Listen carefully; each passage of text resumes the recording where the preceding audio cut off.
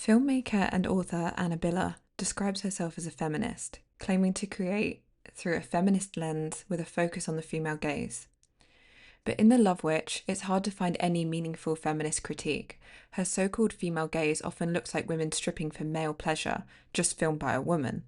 And in Bluebeard's Castle, her isolated protagonist seems to indulge in disturbing male fantasy. Femininity, after all, is a patriarchal construct shaped by what men desire. Repeating it uncritically isn't subversion, it's replication. Billa seems to want to have her feminist cake and eat it too. She embraces elements like a strong female lead, but only when that lead is conventionally beautiful. Feminism becomes aesthetic, not political. She evokes feminist ideas when they align with male-centered beauty standards. Her work nods towards critique, but never fully commits. By conforming to patriarchal norms while posing feminist surrounding questions, Billa plays devil's advocate, performing feminism without substance. It's okay to enjoy media and still be critical. I loved The Love Witch at first viewing. The craft and the aesthetics are stunning. But with work that claims to be feminist, it's worth unpicking what it's really saying. This video includes full spoilers for The Love Witch and Billa's novel Bluebeard's Castle.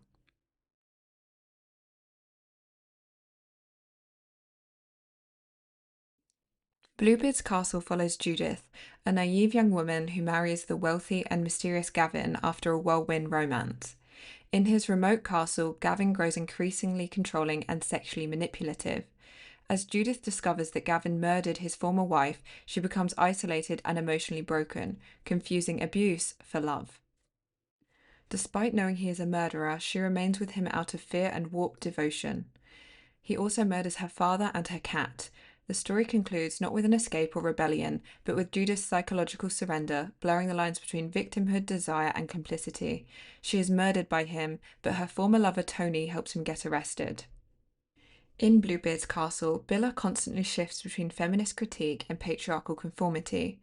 She presents blatantly misogynistic scenarios only to counter them with conflicting readings, framing behaviour as both abusive and normal. This back and forth creates a repetitive, unresolved narrative.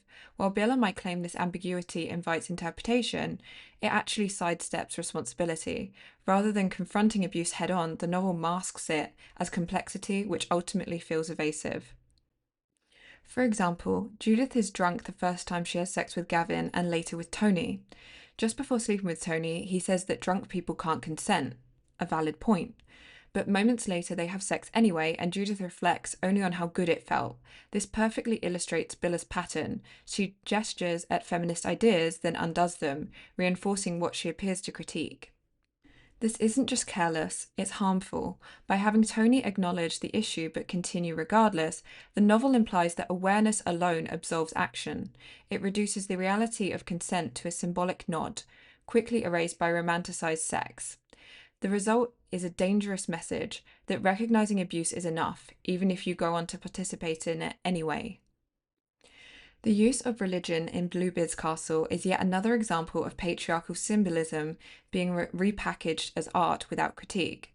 Billa dresses Judith in Catholic iconography, for example the Virgin Mary and female saints, not to expose how religion has been a central tool in women's oppression, but to fetishize it as part of a Gothic mood board. This hollow, aestheticized Catholicism reduces womanhood to two patriarchal archetypes, the venerated virgin and the degraded sinner. By refusing to interrogate the Church's role in reinforcing female submission, the novel aestheticizes the very structures that have historically controlled, silenced, and punished women, turning oppression into a romantic trope rather than dismantling it. Billa also discourages us from questioning why Judith stays with Gavin, implying it's victim blaming. But why write a character so clearly aware of love bombing, coercion, and male violence, only to have her fall for a man who embodies all three? One might argue this shows how manipulation can affect anyone. But Judith isn't just anyone. She's hyper-aware and articulate about these patterns. Yet she falls in without resistance. Instead of exploring that tension, the story leans into Gothic romance and aesthetic, leaving its politics and its protagonist feeling inconsistent.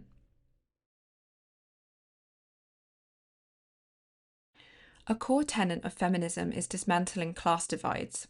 Luxury and class privilege are inherently anti-feminist. They depend on exploitation, inequality, and to uphold unattainable beauty standards that disproportionately harm women. They prioritize consumerism over collective liberation and reduce empowerment to wealth and image rather than systemic change. Billa avoids a clear class critique. Judith is born rich, lives in a castle, and dies rich. She's positioned as a mistress over staff and embodies narrow, Eurocentric beauty ideals. Nearly all of her clothing is described by brand, which is shallow and cringeworthy. Judith briefly acknowledges her privilege, but only in contrast to Gavin's supposed poverty.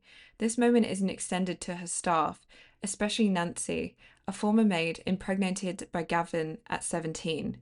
This clear abuse of power and lack of consent is never directly addressed. Instead, we get Judith feeling bad for calling Nancy a slut and vaguely considering giving her money, an offer that never happens. The focus is on Judith's guilt, not Nancy's trauma. Later in the novel, Judith refers to Gavin as a gigolo, a bizarre term for a working class man who sexually abused her.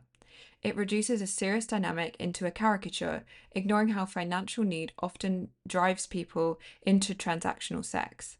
The narrative avoids examining exploitation and instead uses language of prostitution as an insult, with no critique of its structural context. Notably, Judith never calls Gavin a prostitute, a label culturally reserved for women.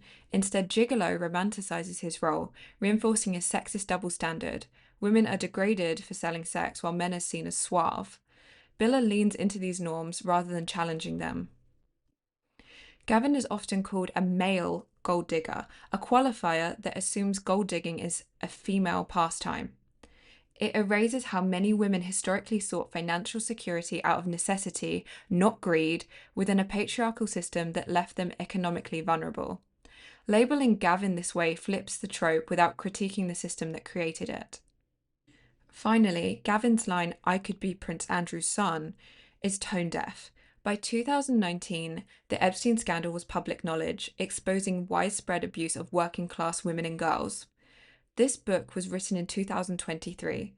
Referencing this case without any critical engagement minimizes real-life trauma rooted in patriarchy and classism.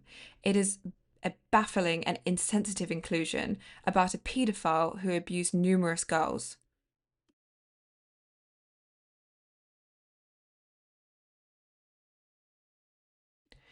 Judith repeatedly says she surrendered to Gavin and describes her desires as Sadian, which is deeply troubling. The Marquis de Sade was notorious for raping women and writing vile, dehumanizing pornography that portrayed women as only natural when serving men's desires. He openly advocated for sexual violence against women. I explore this more in my video, Men Possessing Women, Andrea Dworkin Analysis. Using kink shaming as manipulation also undermines any feminist reading. Judith, who likely never had to sell sex to survive, is framed as deviant for her desires, but wanting to consensually choose your partners isn't sex negative, it's a right denied to women in prostitution by economic necessity. This crucial distinction is lost. By mixing consensual sex with exploitation, Billa misses a chance to challenge myths about female sexuality and agency. Instead, she shames women for desire while ignoring real coercion, diluting the story's feminist potential and leaving a confusing, contradictory message. Rape fantasies, which are all over this book, are not feminist. They're shaped by male-centered porn, art, religion, and history. Being willingly overpowered is an oxymoron. True overpowering means resistance. There is no shame in women for having these thoughts, as most of them are involuntary or intrusive, but they are not feminist. An important point is that if you are suffering from rape fantasies, you should try to talk with a licensed therapist who will help you to redirect your thoughts. You are not alone, and it's important to not suffer in silence. Judith calling herself a necrophile's delight because she was cold and detached is disturbing, suggesting she views her sexuality as lifeless and unnatural. This internalized shame undermines any feminist message about authentic female desire. She even imagines herself dead while being fucked. The phrase vanilla sex is harmful, implying tender consensual intimacy is boring, a stigma that overlooks respect, connection, and mutual pleasure. Gavin's fetish porn collection and filming Judith while engaging in sex reflects how normalized pornography is today, even called feminist by some. His BDSM scenes where Judith bleeds are not consensual play, but real abuse. BDSM here is another way for men to exert power over women, normalized by the billion-dollar porn industries promoting humiliating heterosexual sex as cultural propaganda. Biller never questions this wider social context. While Biller claims to explore the female gaze, she suggests women fear the male gaze because it makes them orgasm. Judith orgasms multiple times from just Gavin's looks, which is a laughable reduction of female desire into a simplistic reaction. The female gaze is never actually discussed in this novel at all. The fact is, men lusting after you is not power. The ability of men to openly express desire shows how they actually hold the power. Men can display lust freely, while women cannot. You cannot consent to the lustful stares of all men. It's like a gazelle feeling empowered because lions looked at her. Men wanting sex from women is not empowerment for women.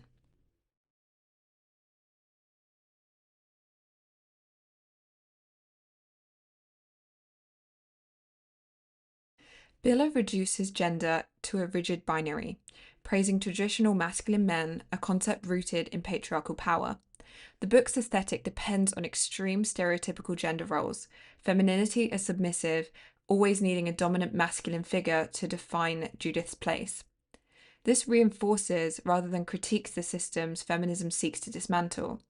Judith follows this binary all the way to her death. And I must ask Biller, what exactly is a masculine smile, and how is a woman supposed to achieve it? The nice guy tropes, as shown through Tony, falsely suggest that only some men uphold patriarchy, when in reality all men benefit from and perpetuate it. Claiming only bad guys are interesting to women is deeply patriarchal. It implies that men who respect women are boring. This dangerous myth romanticizes abuse and impacts how women understand love, sex, and power. The repeated, drawn-out depictions of Judith in pain and sadness send a troubling message. Suffering is beautiful, and women's femininity is enhanced by her pain. This romanticizes female suffering, suggesting emotional devastation is not only necessary, but desirable for womanhood. It reinforces the harmful idea that women are the most compelling when wounded, passive, and silent. Constance, Gavin's ex-wife and first murder victim, must be beautiful, even in death, highlighting the aestheticized violence in Biller's work. Femininity is tied to visual perfection, not autonomy or survival. A woman's worth is measured by how gracefully she suffers and remains lovely, even as a corpse or a ghost. This reflects patriarchal beauty standards, silence, stillness, and submission made beautiful. Judith's death becomes the inevitable end for women valued only for beauty, submission, and endurance. Her murder isn't framed as horrific or an injustice, but as tragic, almost romantic, reinforcing the idea that a woman's story matters most when she dies beautifully and obedient.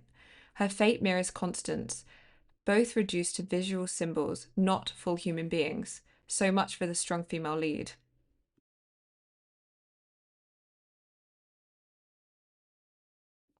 I considered highlighting what Biller got right, like the aesthetic, the disbelief surrounding the protagonist's abuse, and how women perform for men, but as I kept reading, I felt the novel wasn't worth redeeming. It's disappointing to see a work that markets itself as feminist end up so deeply patriarchal and conformist. I cannot support a work that details rape, yet has the character dismiss it repeatedly. By choosing the third-person narration, Biller had the power to name abuse clearly, without hiding behind an unreliable narrator. But she didn't. Biller also admits in her acknowledgements that her partner, Robert Greene, ordered her to write this book. That is one of the most unfeminist statements I've seen from a writer. Embarrassing, really. Greene believes that this book is about him, which makes me wonder if Greene is someone like Gavin, a perverted abuser. This novel hides behind opportunistic marketing. Biller co-ops feminist terms like gaslighting and love bombing, but offers no deeper feminist analysis or meaningful discourse. She misses the chance to create a genuinely feminist story that challenges tropes. Instead, she clings to an aesthetic where female submission and suffering are central because, in her view, beauty equals pain, essential to the Hollywood starlet ideal.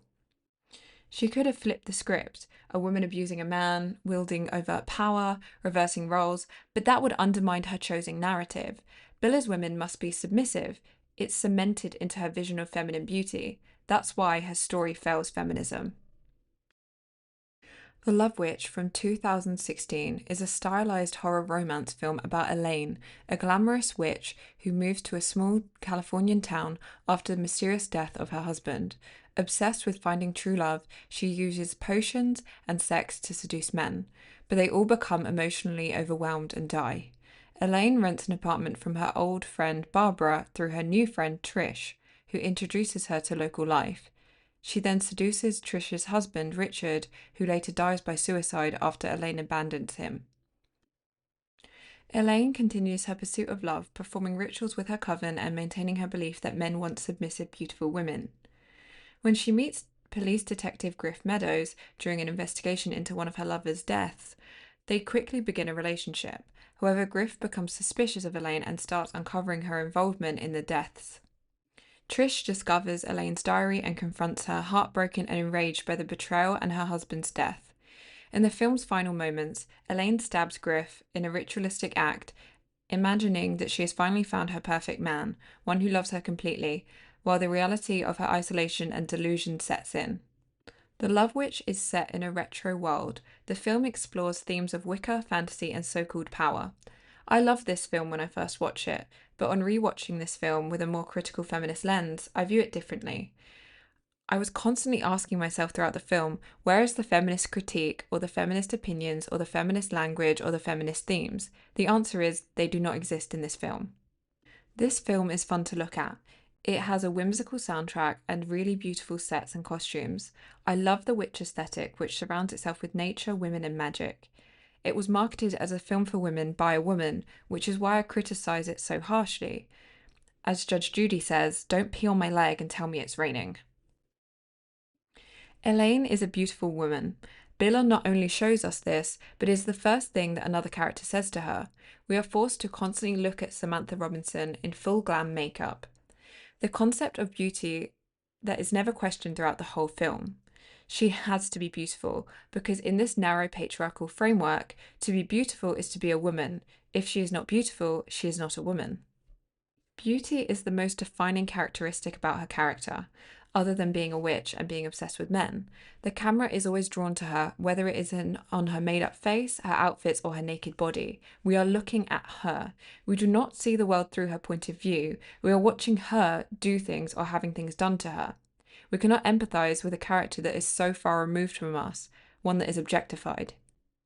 This film does not critique the beauty standards that are presented.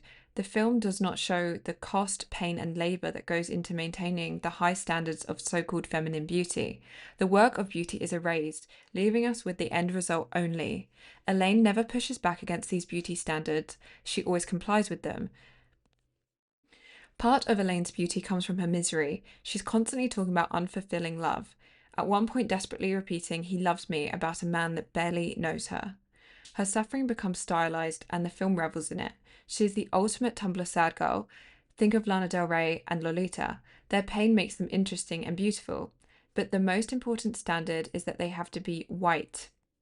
This type of beauty is rooted in submission. Pleasing men is her primary goal.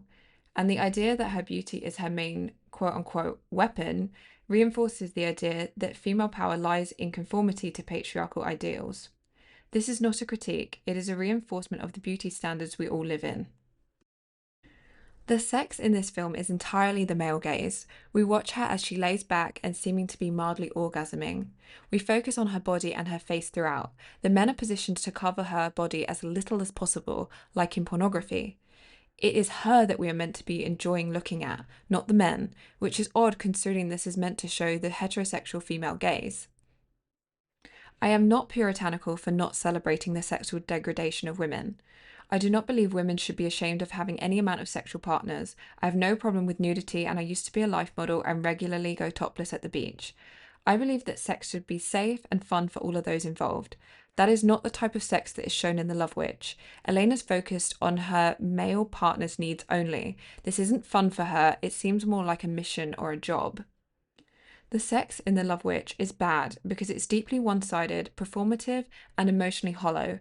Elaine uses sex as a quote-unquote tool to gain love, while the men she seduces are overwhelmed and infantilized. Instead of genuine connection, the sex scenes are drenched in fantasy and power imbalanced. The encounters aren't about mutual intimacy, they're about control, validation, and male fantasy fulfillment. This ultimately leaves everyone in reality involved, unsatisfied, and unfulfilled, showing what sex looks like without real understanding or equality. The problem with all this is that if you're a woman watching this film, you are inevitably going to compare yourself to Elaine, which means that we see Elaine, we see ourselves, as this film was aimed at women. When she is submissive, we see ourselves as being submissive. When she is sexually violated, so are we. When she believes looking beautiful is essential, we do too. That is because media, especially film, is powerful at telling us what we need to find important. This film tells us constantly that the male gaze is important. One scene I find particularly egregious is when Elaine is in bed and the sound is mixed with the heavy sounds of her breathing and orgasming, while it plays back memories of her ex-husband berating her, and then her father complaining about her body, and then another man complimenting her on how beautiful she is.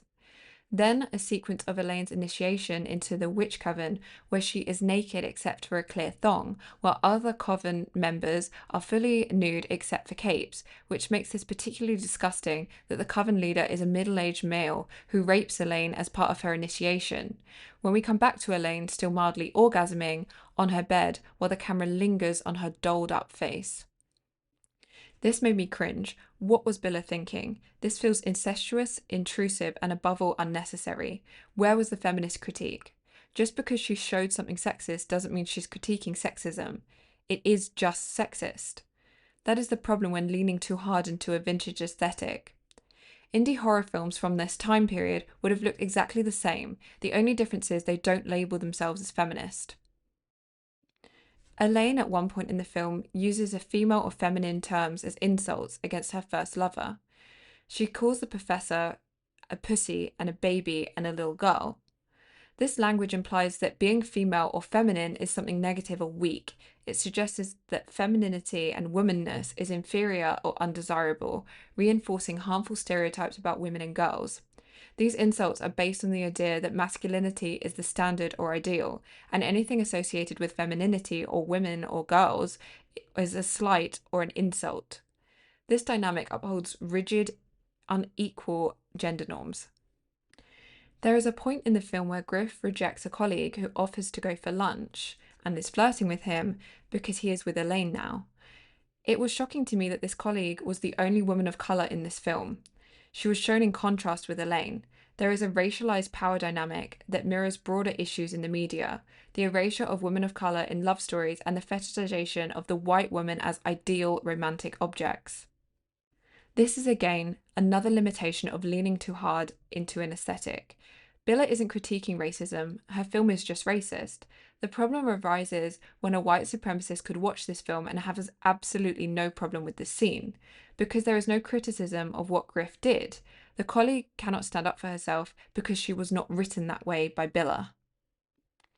Elaine's witch coven is supposedly empowering, but it is actually rooted in patriarchal control. Gahan, the male leader of the coven, uses spiritual rhetoric to justify having power over women, mixing magic with male dominance.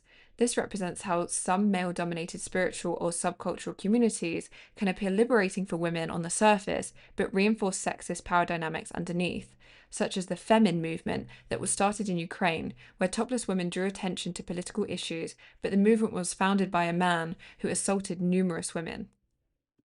When we first meet Gahan, he is in a strip club, stating how women are really empowered when stripping and dancing for men, and that is where women's power lies. By saying women's power is in seducing or pleasing men, he reduces women to their sexual utility. That's not empowerment, that's a repackaged version of the same old misogyny, just with a spiritual or feminist, quote-unquote, gloss. Power only exists in relation to how much men want you is not real power, it's dependence. Another element of white supremacy and misogyny is the way that the male detectives treat Elaine with suspicion, but they also flirt with her. This reflects how women are often sexualized even in professional or criminal contexts, undermining their credibility or personhood. These scenes aren't really critiquing this dynamic, it's replicating it. The male detectives are never challenged for their behaviour. The film doesn't disrupt the flirtation with a moment of feminist commentary or reversal. Elaine never truly escapes being looked at, even when she's the focus of a criminal investigation. So while some viewers may argue that this is satire or critique, in practice it reinforces the idea that women are always objects of desire first and people second, even when they're suspected murderers. Sexualization is so embedded in male perception that it overrides logic, duty, and ethics. Women in danger or causing danger are still filtered through the lens of male desire. The film, rather than confronting this dynamic, aesthetically indulges in it. The flirtation by the detectives is not just sexist, it is also a quiet performance of white supremacy, because only a white woman could get away with being a suspect, a fantasy, and a tragic heroine all at once. The moral of this film is that witches are actually murderers who deserve to be burnt. Elaine killed numerous people. This film, in its messaging, is stupid. Elaine killed these men, she is culpable. So what was Billa trying to say? The truth is, the story is a mess with no clear messaging, which again is due to the fact she's leaning too hard into an aesthetic rather than true feminist analysis. Griff is the only character who calls out her gendered beauty as an act. He compares her to the Stepford Wives, which is actually a pretty accurate depiction of how Elaine is behaving. But this so-called feminist analysis came from a male character. Elaine states that men should love us for who we are, but Billa then usurps this by stating that Elaine is powerful because she found that she could seduce men. This flip-flopping of ideas makes for a confused message. In the final burlesque bar scene, Elaine is accused of being a murderer and a witch. The bar patrons then strip her to her lingerie, where we see men unbuckling their belts. For a feminist film, there is sure a lot of insinuated rape. Billa again fails to give Elaine agency. Instead, the camera lingers on her in her underwear, suffering and whimpering. Her pain becomes aestheticized, turning into a spectacle, just another woman being punished. Elaine is saved from the bar-goers by Griff. They then go back to her apartment where she states that she loves him, then kills him when he refuses to requite her affections. Elaine's act of killing Griff could have been portrayed as an assertion of agency or justice, particularly considering how dismissive and contemptuous Griff is towards her throughout the film. Instead, the film undercuts this possibility entirely. As she stabs him, Elaine doesn't express rage or articulate a political or emotional awakening, she simply collapses into fantasy. Her mind retreats to a vision of herself as a bride, with Griff as the loving groom, and her happiness is contingent not on liberation, but on male approval. This is not critique, this is capitulation. Billa aestheticizes Elaine's trauma, making it beautiful and tragic, but never confronts the structural forces that destroy her. The film fails to give Elaine tools to understand her oppression, and instead presents her descent into madness and violence as inevitable, even romantic. In the end, the Love Witch closes not with liberation, but with submission, wrapped in lace, soaked in blood. We must ask ourselves, is this the best feminist art that can be created from a so-called feminist writer and filmmaker? No, of course not. Billa purposefully obfuscates any feminist points by either backtracking or then showing her female leaders suffering. If she has not labelled herself as a feminist, her work would actually be more tolerable. But that's the point. Billa's work replicates rather than critiques patriarchal norms, making her feminist credentials highly questionable. Billa's films, particularly The Love Witch, are visually obsessed with the ultra-feminine, hypersexualized imagery, false lashes, lingerie, and carefully curated vintage makeup. Her work romanticizes the visual markers of female objectification rather than dismantling them. True feminist art involves uncovering power structures and showing how they impact women's lives. Billa's films often focus on individual women's neuroses or romantic failures, but fail to connect these experiences to systemic patriarchy. There is no real engagement with feminist theory, collective resistance, or structural analysis, just aestheticized suffering and internalized misogyny. In her work, femininity is portrayed as an essential, almost mystical quality. Women cast spells or pray, wear frilly dresses, and use sex as a tool. Masculinity is dominant and coarse. Rather than questioning these roles, Biller indulges in them, presenting women as naturally obsessed with love and beauty and men as either targets or aggressors. There is no challenge to gender as a social construct, only reinforcement. There is no analysis of consent, coercion, or power, just more mystification of female sexuality without critique. Beauty is not power. It's a method of survival within a deeply patriarchal system. Real power would mean not needing male validation at all. Biller mistakes stylized aesthetics for liberation. There are few, if any, depictions of meaningful relationships between women in Biller's films. Feminism is inherently collective, but Biller isolates her heroines, focusing on their psychological torment and romantic failures. There's no sisterhood, no community, and no collective resistance, just women suffering in beautiful clothes. A film that does what Biller's works fails to do is Promising Young Woman from 2020. This film tackles rape culture and male enticement in a way that shows how women are systemically failed by institutions and other people. It uses genre and aesthetics to expose how nice guys often hide predatory behaviour, and it centres female rage and revenge, though the ending is intentionally polarising. It does all this while being aesthetically coherent and fun to watch due to its colour palettes and stereotypically fun feminine look. A key takeaway from this video is that feminism isn't just what you want it to be. It has a clear agenda, which is the liberation of all women from the shackles of gender roles that are imposed upon us by patriarchy. Anna Biller is a filmmaker with feminine aesthetics, not feminist politics. Her films often recreate the very systems of objectification and romantic fantasy they claim to critique. A feminist filmmaker would challenge beauty norms, question male desire, show structural oppression, and promote female autonomy, not just repackage the male gaze in Technicolor. Calling Biller a feminist filmmaker may appeal to liberal audiences, but from an actual feminist standpoint, her work reinforces the very gender myths and sexual politics feminism exists to destroy.